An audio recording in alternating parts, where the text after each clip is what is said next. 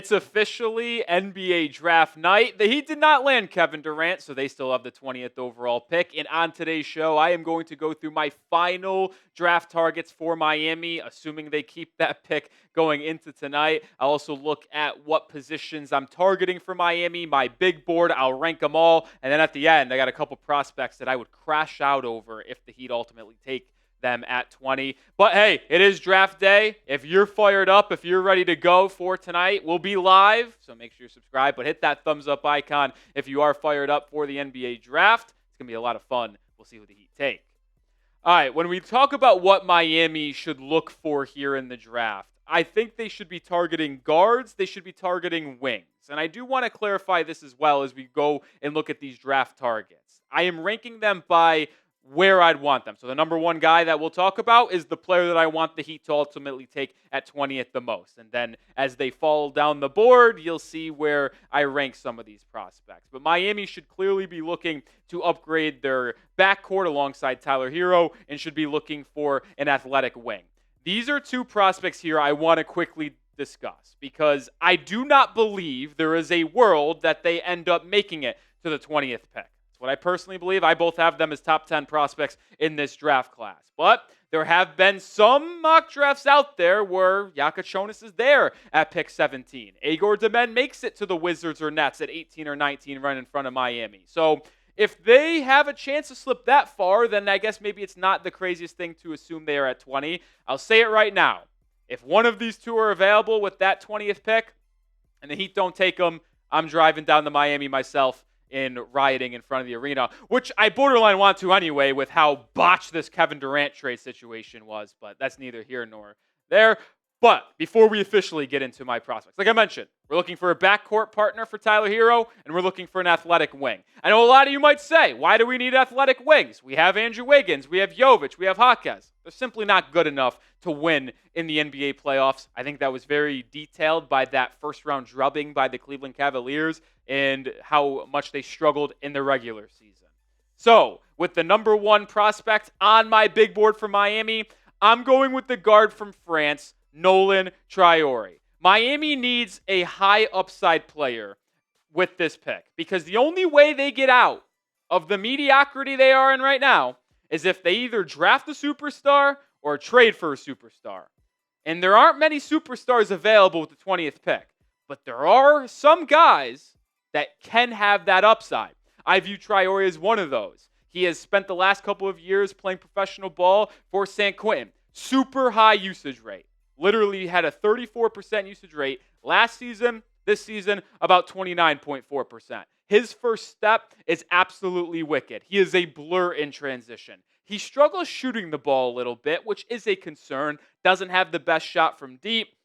But his ability to get 2 feet in the paint when driving to the rim is just huge. And when you're looking at guards that can get in the paint, get to the rim, finish, but also draw the defense in to collapse, allowing you to kick out, are just so pivotal in today's game. He had a 41.4% assist rate this past season. That ranks in the 97th percentile. Just ridiculous numbers from Traore. 6'3" without shoes, 6'8" wingspan. So with his speed, his size, he projects as someone who can play both ends of the floor at a high level, take some of the playmaking duties off Tyler Herro's hands, and you could see him flourish in the 305. Reason why I have him number one. Number two on my list, Cedric Coward, the forward from Washington State. I'll be honest, I almost wanted to put him in the list with Jace and Demen because at this point in the draft process, I do not think there's a world where he ultimately is there at 20. I feel like the Suns at 10 might take him. I think San Antonio at 14 might take Coward as well. He's just got so much upside. He's 6'5" without shoes, 7'2" wingspan, so an unbelievable physical profile. But he showed so many good things in the 6 games he played at Washington State this year. Fortunately, suffered that shoulder injury, which cost him his season. And if you paid attention to the college basketball cycle, he committed to Duke in the transfer portal while being open to the draft. Had such a good combine, stayed in the draft, and he's going to be a first-round pick without hesitation. He gets to the mid-range. He posts up smaller defenders. He reminds me just so much of Jalen Williams, the wing from the OKC Thunder, who obviously was just the second option on a championship-winning team. Do I think Coward can become that? Maybe. I'm not going to guarantee it. But as I mentioned with Traore, I want to take a high upside swing with that 20th overall pick. And two guys that I believe have a chance of being there are Traore and Coward. Those are the two highest ceilings out of any of the players I believe that would be around that area, which is why I have them at number 1 and number 2 on my big board. Name your guy. My number 1 guy, I want Nolan Traore. Who do you want the Heat to draft? Who is the guy that you think is reasonable, but is also the number 1 dude on your board? Let me know your thoughts in the comments. I've been pounding the table for Rasheer Fleming a while now, and I would have had him number 1 a long time ago in this draft process. But I don't think his ceiling is as high as Traore and Coward's because he doesn't have the ball handling and playmaking possibilities that Coward and Traore show out here. But with Fleming, 6'8", 7'5" wingspan, finished 66% of his shots at the rim, shot 39% from 3. He is very versatile on the defensive end of the floor. He can guard 2s, 3s, 4s, even 5s, small ball. His size is so impressive. He's stocky. He's athletic. He can defend so many different positions, which is something we know Erik Spoelstra values so much in his defensive scheme. Would he start right away for Miami? Probably not. I also don't think Cedric Coward would either, to be honest, because Wiggins, if he stays on this roster, would likely be your starting 3. But Fleming is just such a Miami Heat guy. He will probably be available in that range. I have him as the top 16 player in this draft class. Fleming would be a great pick for Miami as well. Nique Clifford, the guard/forward out of Colorado State, is my 4th guy here. You want versatility on the offensive end. Clifford is your guy. He started his career playing for Colorado, then transfers to Colorado State, and it just went so many different progressions, which I love. Was a bench player, a role player at Colorado. Then at Colorado State, played second fiddle to current Heat two-way player Isaiah Stevens. Then this season, took the reins as the number 1 guy, led the Rams to the NCAA tournament, the Mountain West Championship, averaged 19 and 10. Just absolutely ridiculous stuff. Rebounds way better than he should for his position. Can play off ball, can play on ball. He is a guy that just fits right into what Miami needs. If you want Hero to play the 1 and be the on-ball creator for Miami going forward, you'll want a guy like Nique Clifford alongside him at the 2 because he can defend, he could be a secondary ball handler, and he could complement him very well, as well as the rest of that Heat starting lineup. Older prospect, but he's someone that will contribute and play right away. Make sure you do subscribe, not only for daily Miami Heat content, but for our live show. We'll be live for day 1 of the draft tonight. We'll be live tomorrow as well for day 2. Despite Miami not having a pick, we're still going to come hang out and talk about the rest of the NBA action. So subscribe for more daily Heat content. Number 5 is going to be a little bit of a shocker here, but I'm going to go with Adou Thiero, the wing from Arkansas. I have just continued to grow on him so much. He reminds me of the Thompson twins. I think he could be their third long-lost brother, if we're going to be completely honest. Started at Kentucky with Coach Calipari, then follows him to Arkansas and had his best season this past year for the Razorbacks in terms of raw stats. He is an excellent finisher around the rim. He was in the 91st percentile in shots at the rim made, 92nd percentile in non-paint 2 made. He is excellent defensively with his 6'6" and a quarter size, 7-foot wingspan, 3.4 steal percentage, and a 2.9 block percentage. The only knock on Thiero is the fact that he doesn't really have a jumper. But you get free throw line it in, this guy is as dynamic as it gets. And with the Heat having one of the best developmental systems in the entire NBA and one of the best shooting systems in the NBA, just look at what Caleb Martin, Max Strus, Gabe Vincent, Haywood Highsmith, Duncan Robinson, Kendrick Nunn. This is the last 5 years. Like, I would believe they would get the best out of Adou Thiero's jumper. You can't teach his athleticism. You can't teach his size. Would be awesome off the bench for the Miami Heat as one of those athletic 3-and-D wings. I think he reminds me a lot of Peyton Watson from Denver, and that's someone that I could like to have off the Heat's bench.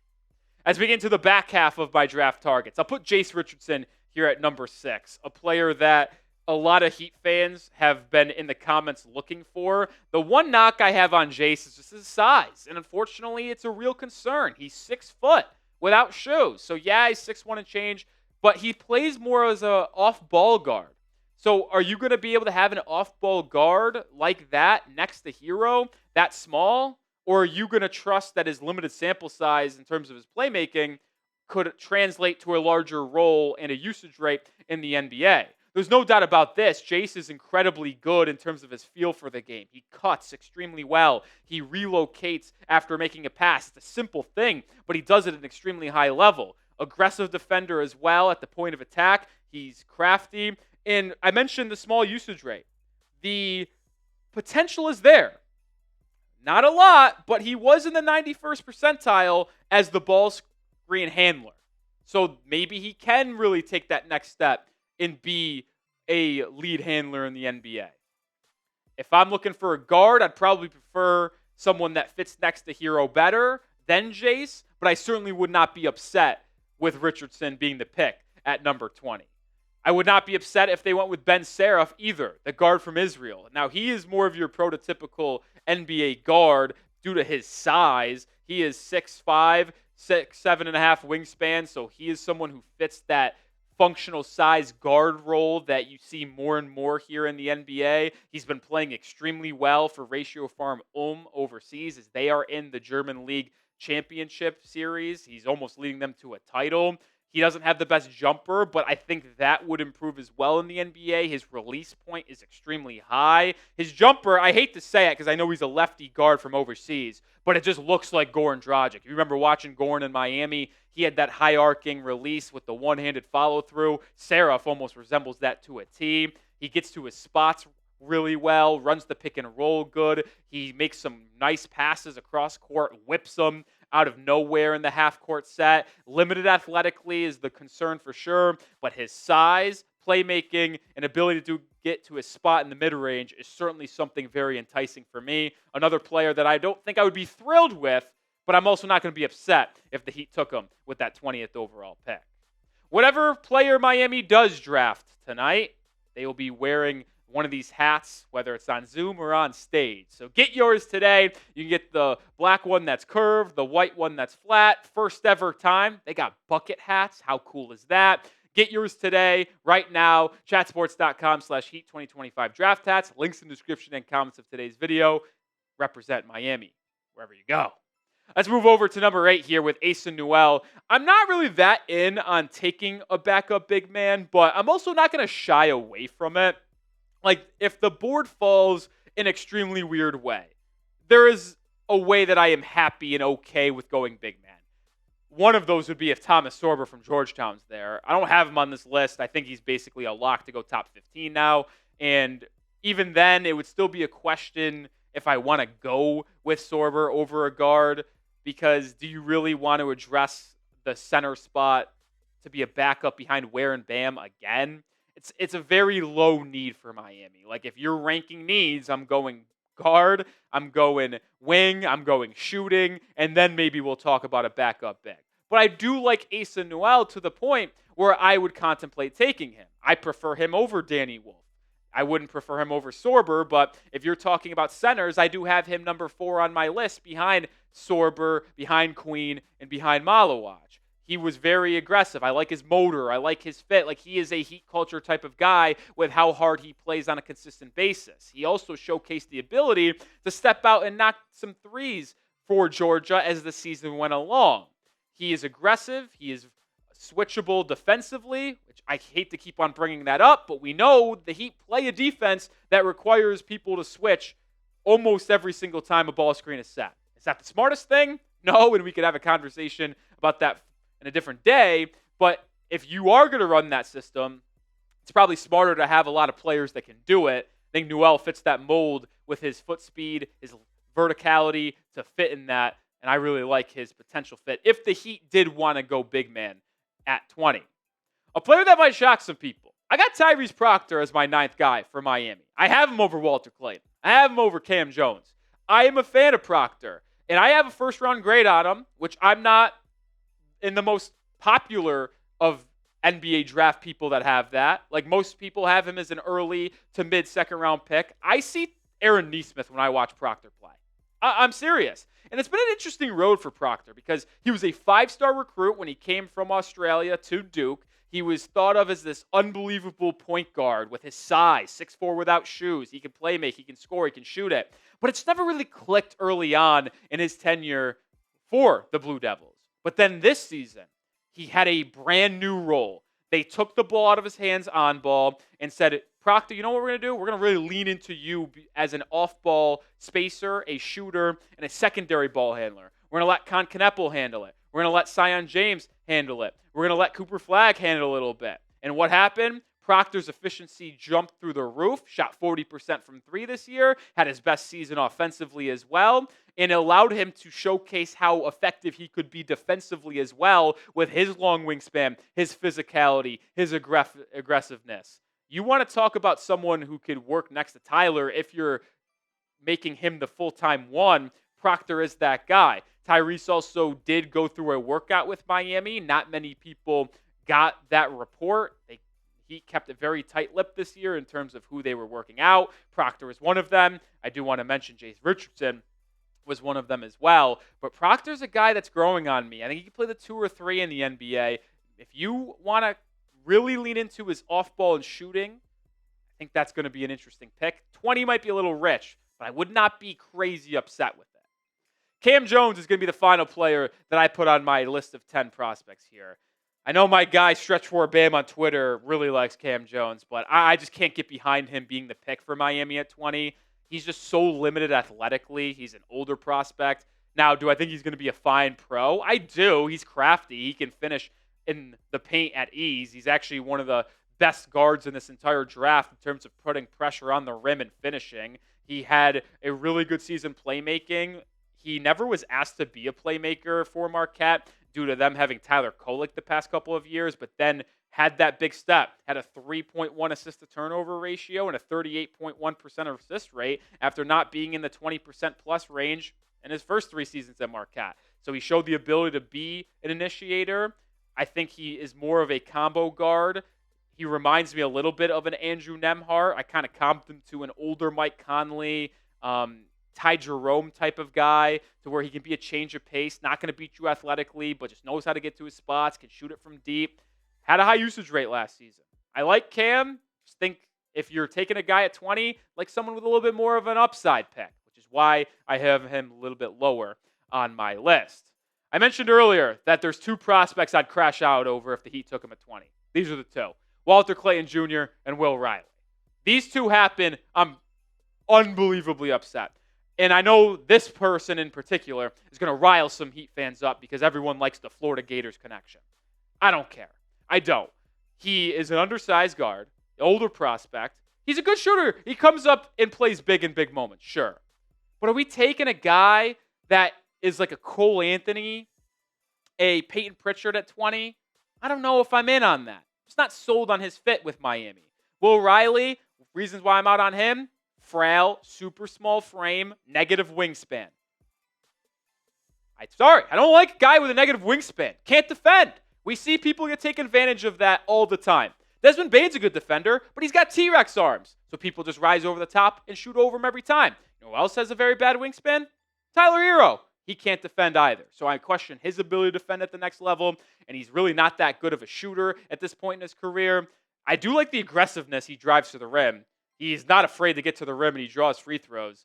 But until he improves his strength, he's just going to get bullied in the NBA. So kind of out on these 2, so hopefully they don't take them.